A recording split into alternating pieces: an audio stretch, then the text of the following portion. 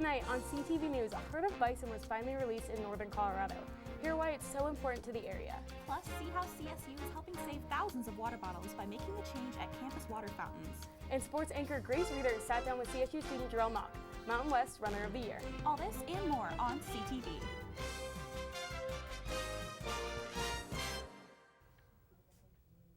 Hello Rams and welcome to CTV. I'm Sierra Symes. And I'm Madison Sloan. Thanks for tuning in. A woman is in serious condition after being hit by a car yesterday afternoon. 24-year-old Kristen Grant was walking northbound in the crosswalk of Elizabeth Street and City Park when she was struck by a 2002 Chevrolet Avalanche. 56-year-old Wyatt McLaughlin of Fort Collins was driving the Avalanche westbound and was not injured. Grant was transported to the Medical Center of the Rockies. Police do not believe alcohol or speed led to the collision, but if you have any information on the collision, please contact Officer Tim Brennan at 970-221-6555. A Johnstown man died early Sunday morning after rolling his sedan in southeastern Larimer County. 28-year-old Michael D. Alvarez was driving on Larimer County Road 18 at 1 in the morning when the right wheels of his car drifted off the road. Alvarez overcorrected his 2010 Chevrolet Impala, which caused it to roll into a cornfield.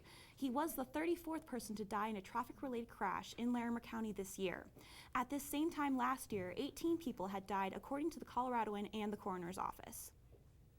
For the first time in over 150 years, genetically pure and disease-free bison were released to roam the northern Colorado prairie. After over a year of genetic purification, the herd was released November 1st, National Bison Day. 9 bison cows and 1 5-month-old bull calf were released into a pasture of about 1,000 acres this past Sunday. The city of Fort Collins partnered with Larimer County to restore American bison to Colorado grasslands, to enhance prairie ecosystems, and visitor experiences. Mayor of Fort Collins, Wade Troxel, explains how it's possible for these bison to be welcomed to their new home. And because of community members and the open space and natural areas taxes that are key to bringing back the bison to northern Colorado. You made the Fort Collins Soapstone Natural Area a reality and the Red Mountain Open Space reality possible by voting in support of these natural areas and support of the sales taxes to do so. Following voters' support of the open space projects, a herd of disease-free bison needed to be transferred to Fort Collins. The most sought-after bison are in Yellowstone National Park because they hold original wildlife genetics as well as highly valuable genetic diversity. However, these Yellowstone bison often carry brucellosis, a bacterial disease that can infect cattle, other wildlife, and people. The Colorado State University Reproduction and Biotechnology Laboratory joined with the USDA APHIS team to help propagate Yellowstone bison genetics with reproductive cells and bison embryos that are brucellosis-free. Lead reproductive scientist Dr. Jennifer Barfield explains the challenges of creating disease-free bison. Like every step of the process is a challenge, and then once you establish the pregnancies and you're waiting for the babies to arrive and you're hoping they're healthy, I mean each part has its own kind of challenges and nerves that are associated. But once we kind of got started and we were successful in generating calves, it started to just kind of go a little more easily, but yeah, it's been a really fun experience. Assisted reproductive technologies are being used to help expand the herd. Project leaders are monitoring 4 bison cows that will give birth to calves in the spring or summer of 2016 if their pregnancies are successful. Eventually, the herd could grow naturally and contribute other animals to conservation herds in the United States. Looking into the future, the team overseeing the project is looking forward to finding different groups to collaborate with to help grow the natural bison population. It costs around $1.50 for a plastic water bottle, but the cost in the environment is much more. CSU is putting a new system to reduce the plastic by reusing a model that has helped recycle an astonishing number of water bottles. It's sustainability, but for portable water. Here in Fort Collins, here at CSU, we have great water. Our water quality is really good, our tap water is super clean, and so why wouldn't we drink tap water? The convenience of having a water bottle filling station where the water's cold, clean, ready to go, that's really nice. The issue of plastic trash is mounting in landfills. Plastic water bottles are a huge issue, especially on this campus. But I think through these, water bottle filling station, we're going to reduce that amount and ultimately, hopefully, reduce the issue of landfills.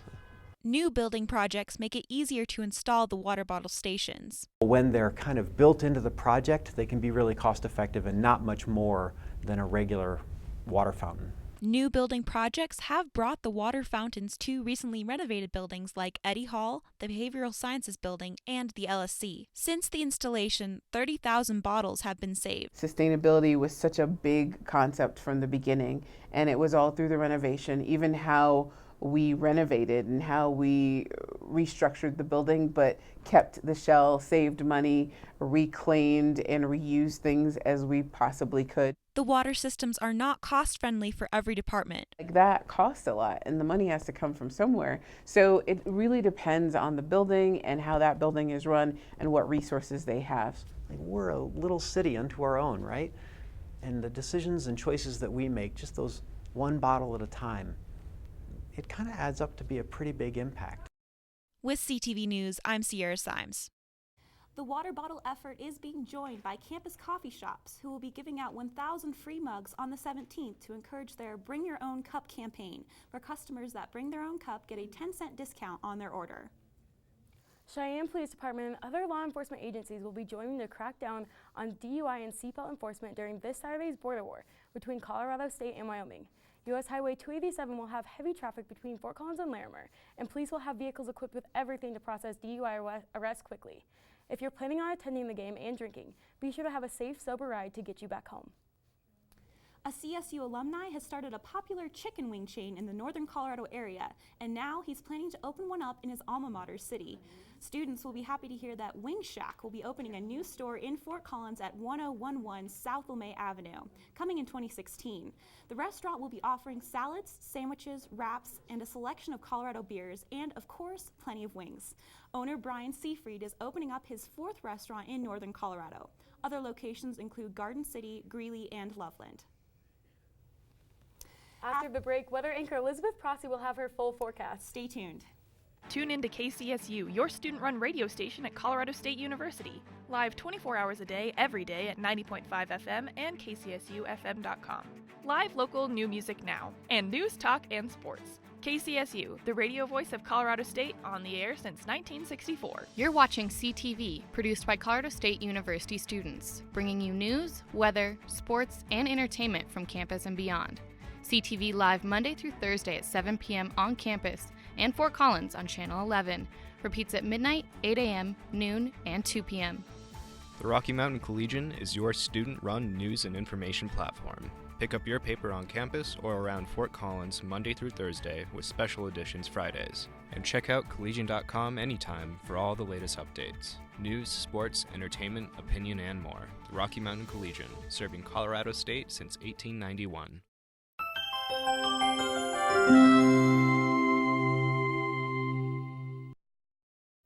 Good evening, Rams. I'm weather anchor Elizabeth Prossi with your latest weather update. I really hope you enjoyed the 70-degree day we had today, because it is probably the last one we're going to see for the rest of the year. Now, it has been unseasonably warm, and that is thanks to these warm Pacific Ocean temperatures. As you can see right now, we're in the 50s, and we do have a slight breeze out of the southwest, but not going to be what it's going to be like tomorrow. Now, this evening, we're going to be mostly clear, and then heading through those later evening hours, cooling down to the 40s. We'll see a few clouds mix in, so you will want your jacket if you're going to head out to Sundance later on this evening. Now, looking across the state, we can see that we're going to see temperatures just below freezing in Vail, 29 degrees. Gunnison, you're looking at 31 degrees. Telluride, though, you're actually under a winter storm watch currently at 29 degrees. Alamosa, 30 degrees. A little bit warmer, though, as we get out into the eastern plains. Lamar, you're looking at 40 degrees. Burlington, 39. And then along the I-25 corridor, we're looking at those 40s, 39 degrees, though, in the Springs. Looking ahead to your Wednesday, it's going to be a nice start to the morning. You may want your hat, and of course grab that sweatshirt. It will be a cool and crisp start to your Wednesday, and throw on a pair of pants or jeans. Now, Wednesday will start out nice, but not in quite as nice. We're going to have a cool and crisp morning, 42 degrees as you head outdoor. Those clouds are going to start rolling in towards the afternoon, lunchtime. We're going to have winds ahead of this cold front that will move through Wednesday evening into Thursday morning. So as we head to the afternoon, we're going to start cooling down, and we're going to see the chance of rain and even some snow. Now looking out across the state, we can see temperatures are still going to be cooler than what they were today, but still above average. 67 degrees though in Pueblo. Very warm, set a record high today actually. Colorado Springs, you're looking at 59 degrees. We've got 50s along the rest of the I-25 corridor. Sterling low, you're staying at 61, Lyman 63, and then we've even got a 73 degrees in Lamar for your Wednesday. Doesn't quite feel like November. So let's look at November 4th. That's tomorrow. Our average, we're typically in the 50s and seeing our lows in those upper 20s. For tomorrow, we're going to be cooler than what we were today. Still going to be right around the freezing mark, and that is as that cold front is moving through. We are going to see precipitation. Now, mostly going to be rain, and because this storm system is moving through so quickly and it's been so warm lately, we're not going to see a whole lot of snow here in the foothills. Now, the upper elevations, you will definitely see some snow. We could see a few snowflakes mix in Wednesday night, heading into your Thursday morning, though. That is when we're going to see the best chance of this rain, freezing rain. But again, could see snow mix in. Don't be too surprised. But we've just been so warm lately that it's hard to throw in that full chance of snow. Friday, though, we're starting to clear up just a little bit and heading into a gorgeous November weekend with those temperatures in the upper 50s. And the good news is if we don't actually see a whole lot of measurable snow the next few days, we do have another system moving through the middle of next week. With cooler temperatures, we could see that chance of snow. It has been snowless so far, but not to worry because there is a better chance later on next week. Coming after the break, Grace Slater will be in the Sports Center. We'll be right back.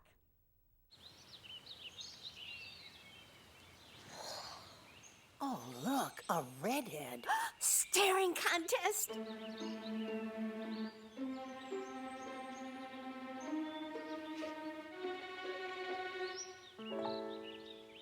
You still got it. I know. Come alive with the forest. The dad was cute. You were looking right at us. Visit discovertheforest.org to find a forest near you. Me and my boy Matt had it good. He had catnip that was off the hook. But one day, he brings a girl home, and she's allergic to cats. Every sneeze was a nail in my coffin. Now I'm in a shelter. It's decent, but they don't even have Wi-Fi.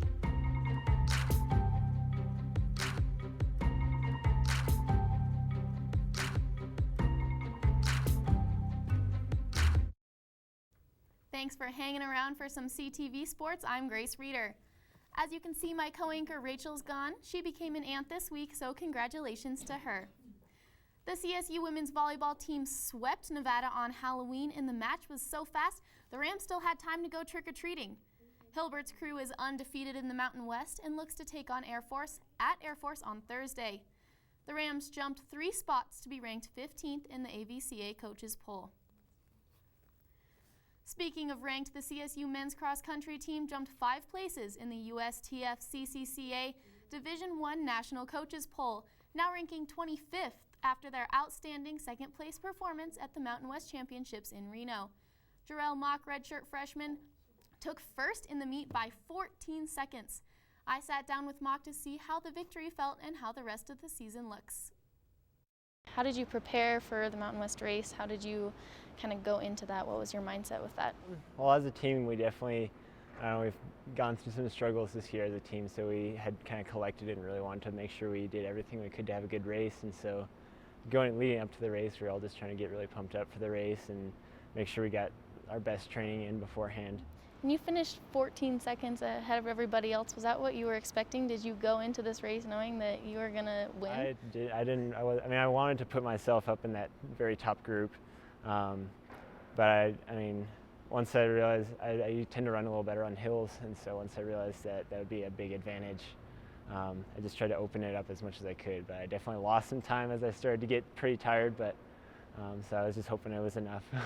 And when you guys showed up in Reno, how did you feel when you saw the course? It was definitely a surprise. Our coaches told us that it was one of the hardest cross-country courses they'd say we'd ever see in college. So it was, we were really nervous, I think, at first, but then also kind of excited because I think our team really prides itself on just racing tough and not necessarily like always having the top leg speed or just being the fastest, but just running tough gets you a lot. And so I think when we realized that, we thought it would buy us some favors. And how much has Coach Seamers contributed to your success? You've obviously come a long way.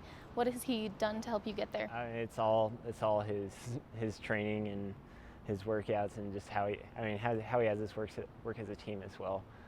But I attribute everything to the coaches here, Coach Seamers and Coach Dahlberg. You all were pretty close, came in second. What is it like to have a team that's that competitive? It's really nice, actually, especially like this year where we've had a lot of issues battling injury with some people who are just in and out. It's really cool to see people who are able to just step up on a given day like we did at conference. There's people who haven't run in those positions before, like Spencer Keith was our second guy, and he just stepped right up, and it was great to see, and that happens all across the board. So it's a really fun team to be a part of when that happens. So. And is there a lot of added pressure on you after your successful race for the Mountain West? Is there a lot of pressure to go into the regionals race and do really well? I think a little bit. That again, it's cool having such a competitive team, especially with teammates like Spencer and Jeff. And I know that if anything happens to me, that they'd be able to make up for that. And so we just help each other out a lot during races. So it'll definitely be a different racing strategy. Just with the flatter course, it'll be faster and more collected, and so it'll be a really good opportunity for us to run together and help each other out. What are your goals moving forward as a cross-country runner? Last year at Nationals, I finished just outside of the All-American spot, so I'd like to try and put myself in that position this year and moving on as well, but it depends a lot on how training continues to go, and things like that. So right now, I've been healthy, which is lucky, and so just trying to keep myself healthy and keep training well, and I think I can continue to get better each year. So you're from Utah, is that correct? Yeah. And do your parents ever get to come out and see you race? Does your family ever get to come out and see you? Yeah, they come out every now and then. My dad was there in Reno last weekend, and then both my parents will be down in Albuquerque in a couple weeks for regional. Oh yeah, and then going forward into the season, what does this mean for your season? Where are you going from here? So we'll have regionals in a couple weeks, and I think again, we've got people who are in and out, but if we can get a nice, healthy crew to go there and we run well, I think we can definitely secure a spot at Nationals and hopefully run well there too as well. So. That's all the sports I have for you tonight. Be sure to stay tuned for entertainment. Sure, I look cute now, but when my owner lost his job, it was rough. I was living on the street, and one night, me and this Cocker Spaniel got into it so bad, I wound up looking like an ice cream cone. I cried a little bit, but thankfully I got rescued, so I'm running, I'm jumping, all back to my old self. And I'm ready to give unconditional love, even if you put a lampshade on my head.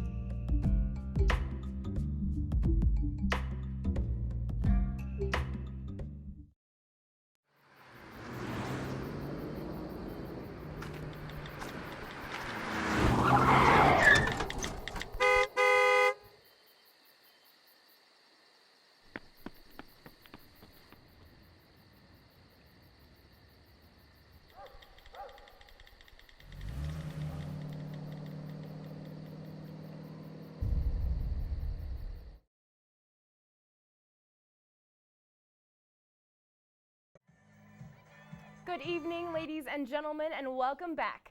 I hope everyone had a great Halloween weekend that was full of candy, costumes, and smiles. I know Hughes Stadium was definitely a part of the Halloween fun during a San Diego State game. The official event was called Halloween at Hughes, which included trick-or-treating with the Rams and a costume contest. Children of all ages trick-or-treated before the game. Several booths were hosted by various athletic teams that offered all kinds of games and activities to participate in. And of course, there was lots of candy. At halftime, children and parents were invited onto the field for a parade and a costume contest. The contest is open to anyone and is being conducted through Facebook. The public gets to vote for their favorite costume, and awards will go up to 5th place. The first place winner will receive $1,000, followed by smaller amounts of prize money to the following placings. Be sure to cast your vote on Facebook by following the Colorado State Rams page and clicking on your favorite costume under the Costume tab. Voting ends this Friday at 5 p.m. Now, speaking of winners, CSU's own alumna Bonnie Ross is taking the gaming world by storm. Ross graduated CSU in 1989 with a degree in technological communication with a concentration in computer science and physics. She is now the corporate vice president of Microsoft and was recently named by Fortune magazine as one of the top 10 most powerful women in the video game industry. Ross leads the studio that brought you one of the biggest games from Microsoft of all time, Halo 5. Being in charge of a project that size got her featured on the cover of Bloomberg Business Week magazine.